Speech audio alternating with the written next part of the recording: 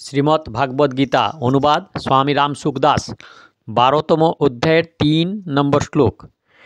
ये तच्छरमनिर्देशमव्यक्तं परजुपासते सर्वत्र गमचिन्तं च कूटस्थमचलं ध्रुवम्। श्लोक नंबर 4। संनियमन्द्रियग्रामं सर्वत्र समबुद्धयः ते प्राप्नुवन्ति मामेव सर्वभूतहिते যারা নিজ ইন্দ্রিয় বশীভূত করে অচিন্ত সর্বত্র পূর্ণভাবে অবস্থিত অনির্দেশ্য কূটস্থ অচল ধ্রুব অক্ষর এবং অব্যয়ের উপাসনা করেন, সেই প্রাণীমাত্রেরই হিতপরায়ণ এবং সর্বত্র সমবুদ্ধিসম্পন্ন ব্যক্তিগণ আমাকেই প্রাপ্ত হন। ব্যাখ্যা। এই পদটি সাকার ও নিরাকার উপাসকদের মধ্যে পার্থক্য দেখাবার জন্য ব্যবহৃত হয়েছে। সংনিয়মন্দ্রিয়গ্রামম সম এবং নি, এই দুটি উপসর্গযুক্ত সংনিয়ম্য পদটি দ্বারা ভগবান বলেছেন, যে সমস্ত ইন্দ্রিয়গুলিকে সম্যকভাবে এবং সম্পূর্ণভাবে বশীভূত করা উচিত, যাতে এইগুলি অন্য কোনো বিষয়ে না যায়। ইন্দ্রিয়গুলি সম্পূর্ণভাবে বশীভূত না হলে নির্গুণ তত্ত্বের উপাসনা করা কঠিন হয়।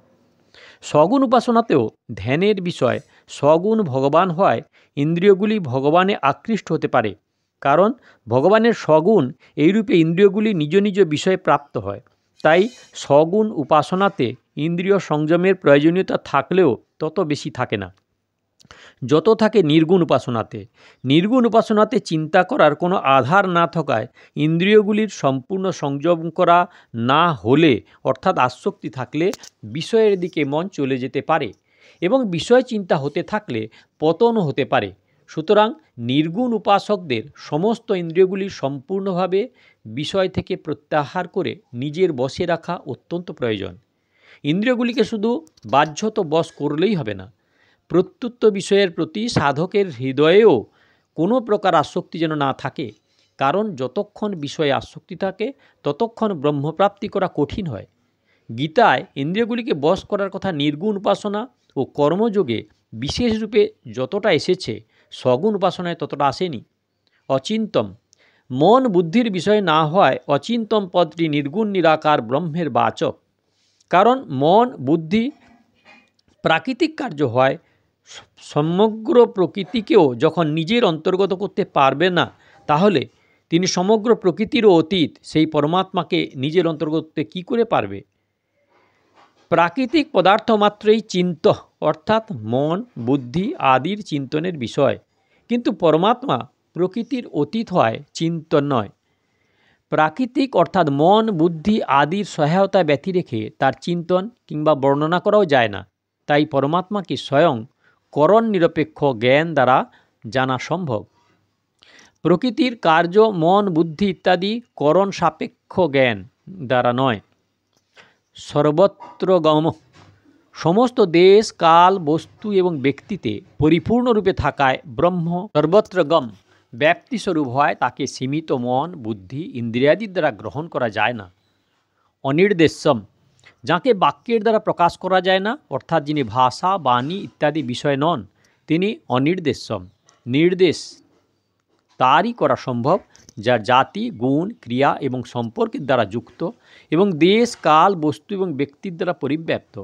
কিন্তু যে চিন্ময় তত্ত্ব সর্বত্র পরিপূর্ণ, তাঁর সংকেত জড়, ভাষা বা বাক্যের দ্বারা করা সম্ভব কিভাবে হতে পারে? কূটস্থম, এই পদটি নির্বিকার এবং সর্বদা এক রসে অবস্থিত সচ্চিদানন্দ ঘন ব্রহ্মের বাচক।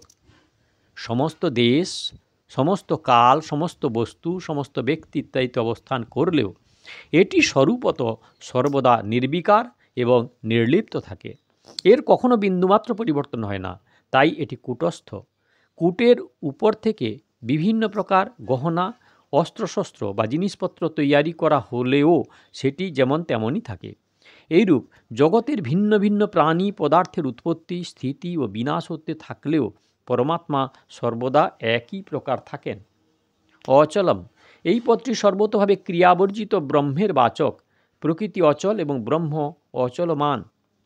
ধ্রুবম, যার দ্বারা নিশ্চিত সত্য এবং নিত্য, তাকে বলা হয় ধ্রুব।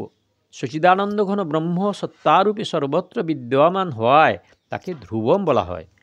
নির্গুণ ব্রহ্মের 8টি বিশেষণের মধ্যে সবথেকে গুরুত্বপূর্ণ বিশেষণ হল ধ্রুবম। ব্রহ্মকে অনির্দেশ্য, অচিন্ত ইত্যাদি নিষেধাত্মক বিশেষণ দেওয়াতে কেউ না মনে করেন যে তিনি নেই, তাই এখানে ধ্রুবম বিশেষণটি দিয়ে এই তত্ত্বের নিশ্চিত সত্তার কথা বলা হয়েছে। সেই তত্ত্বের কখনো কোনো বিন্দুমাত্র অনস্তিত্ব হয় না, তার অস্তিত্ব থেকেই অসৎ অস্তিত্ব প্রাপ্ত হয়। অক্ষরম, যার কখনো ক্ষরণ অর্থাৎ বিনাশ হয় না এবং যার মধ্যে কখনো কোনো অনস্তিত্ব পরিলক্ষিত হয় না, সেই সচিদানন্দ ঘন ব্রহ্ম হলেন অক্ষরম, অব্যক্তম। যিনি ব্যক্ত নন অর্থাৎ মন, বুদ্ধি, ইন্দ্রিয়ের বিষয় নন এবং যার কোনো রূপ বা আকার নেই, তাকেই অব্যক্তম বলা হয়েছে। পর্যুপাসতে, এই পদটি এখানে নির্গুণ উপাসকদের সম্যক উপাসনার বোধক। শরীরসহ সমস্ত পদার্থ এবং কর্মে বাসনা ও অহংভাবের অভাব ও ভাবরূপ সচিদানন্দ ঘন পরমাত্মাতে অভিন্নভাবে নিত্য নিরন্তর দৃঢ়ভাবে অবস্থান করাই হলো উপাসনা। এই শ্লোকের 8টি বিশেষণ দ্বারা যে বিশেষ বস্তু তত্ত্বের প্রতি লক্ষ্য করানো হয়েছে এবং তার দ্বারা যে বিশেষ বিষয়টি বোধগম্য হয় তা বুদ্ধি বিশিষ্ট ব্রহ্মেরই স্বরূপ, যা যথাযথ নয়, কারণ নির্গুণ নির্বিশেষ ব্রহ্মের স্বরূপ কোনো প্রকারেই পূর্ণভাবে বুদ্ধি ইত্যাদির বিষয় হতে পারে না। তবে এই বিষয়গুলির উপর লক্ষ্য রেখে যে উপাসনা করা হয় তা নির্গুণ ব্রহ্মেরই উপাসনা এবং এর পরিণামে যা প্রাপ্ত হয় তা নির্গুণ ব্রহ্মই। শ্লোক নম্বর 5। क्लेशोऽधिकतरस्तेषामव्यक्तासक्तचेतसाम् अव्यक्ता हि गतिर्दुःखं দেহবদ্ভিরবাপতে। অব্যক্তে বা নির্গুণ ব্রহ্মে আসক্ত চিত্ত সেই সাধকদের নিজ নিজ সাধনে অধিক ক্লেশ হয়ে থাকে, কারণ দেহধারী ব্যক্তিদের অব্যক্তের প্রাপ্তি কষ্টে লাভ হয়। ব্যাখ্যা: ক্লেশঃ অধিকতরস্তেষামব্যক্তচেতসাম। অব্যক্তে আসক্ত চিত্ত, এই বিশেষণের সাহায্যে সেই সব সাধকদের কথা বলা হয়েছে যারা নির্গুণ উপাসনাকে শ্রেষ্ঠ বলে মনে করেন, কিন্তু যাদের চিত্ত এখনও নির্গুণ তত্ত্বে নিবিষ্ট হয়নি। তত্ত্বে নিবিষ্ট হতে গেলে সাধকের 3টি জিনিসের প্রয়োজন হয়: রুচি, বিশ্বাস এবং যোগ্যতা। শাস্ত্রাদি এবং গুরুজনদের কাছে নির্গুণ তত্ত্বের মহিমা শুনে যাঁদের নিরাকার আসক্ত চিত্ত সম্পন্ন হওয়ায় এবং নির্গুণ উপাসককে শ্রেষ্ঠ মানার জন্য তাতে রুচিত জন্মায় এবং বিশ্বাসপূর্বক সাধন আরম্ভ করে দেয়। কিন্তু বৈরাগ্যের ঘাটতি ও দেহাভিমানের জন্য যাঁদের চিত্ত তত্ত্বে প্রবিষ্ট হয় না, এমন সাধকদের জন্য এখানে অব্যক্তাসক্ত চেতসাম পদটি প্রযুক্ত হয়েছে। ভগবান 6ষ্ঠ অধ্যায়ের 27-28 শ্লোকে বলেছেন যে ব্রহ্মভূত অর্থাৎ ব্রহ্মে অভিন্নভাবে অবস্থিত সাধক সহজেই ব্রহ্ম লাভ করেন। কিন্তু এখানে এই শ্লোকে ক্লেশ অধিকতর পদটিতে স্পষ্টভাবে বলেছেন যে এই সব সাধকের চিত্ত ব্রহ্মভূত সাধকের ন্যায় সর্বতভাবে নির্গুণ তত্ত্বে লীন হয়নি, সুতরাং তাঁদের অব্যক্তে আবিষ্ট চিত্ত না বলে আসক্ত চিত্ত বলা হয়েছে। অর্থাৎ এই সাধকদের আসক্তি তো থাকে দেহের প্রতি, আর অব্যক্তের মহিমা শুনে ওরা নির্গুণ উপাসনাই শ্রেষ্ঠ বলে মনে করে তাতে আসক্ত হন। আসলে আসক্তি তাদের দেহের প্রতিই থাকে, অব্যক্তে নয়। 13 অধ্যায়ের 5ম শ্লোকে অব্যক্তম পদটি প্রকৃত অর্থে উল্লিখিত হয়েছে, কিন্তু এইখানে অব্যক্তাসক্ত চেতসাম পদে অব্যক্তের অর্থ প্রকৃতি নয়, নির্গুণ নিরাকার ব্রহ্মই হল এর অর্থ।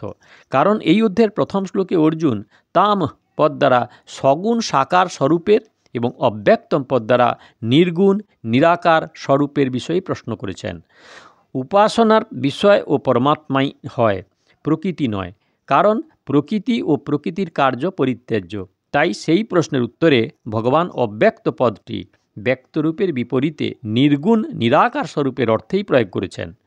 তাই এখানে প্রকৃতির প্রসঙ্গ না হওয়ায় অব্যক্ত পদের অর্থ প্রকৃতিকে ধরা যায় না। 9ম অধ্যায়ের 4র্থ শ্লোকে অব্যক্ত মূর্তিনা পদটি সগুণ নিরাকার স্বরূপের জন্য প্রযুক্ত। এখানে প্রশ্ন আসতে পারে যে এখানে অব্যক্তাসক্ত চেতসাম পদটির অর্থ সগুণ নিরাকারে আসক্ত চিত্ত ব্যক্তিকেই কেন ধরা হবে না? কিন্তু এর অর্থ নেওয়া সম্ভব নয়, কারণ এই অধ্যায়ের 1ম শ্লোকে অর্জুনের প্রশ্নে তাম পদটি সগুণ সাকারের জন্য এবং অব্যক্তম পদটির সঙ্গে অক্ষরম পদটি নির্গুণ নিরাকারের জন্য প্রযুক্ত।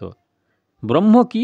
অর্জুনের এই প্রশ্নের উত্তরে অষ্টম অধ্যায় 3 শ্লোকে ভগবান বলেছেন যে পরম অক্ষর ব্রহ্ম, অর্থাৎ যেখানে অক্ষরম পদটি নির্গুণ নিরাকারের জন্য ব্যবহৃত, তাই অর্জুন অব্যক্ত অক্ষরম পদের দ্বারা যে নির্গুণ ব্রহ্মের বিষয়ে প্রশ্ন করেছিলেন তার উত্তরে এখানে অব্যক্ত পদ দ্বারা নির্গুণ নিরাকার ব্রহ্মকেই মনে করা উচিত, সর্গুণ নিরাকার নয়।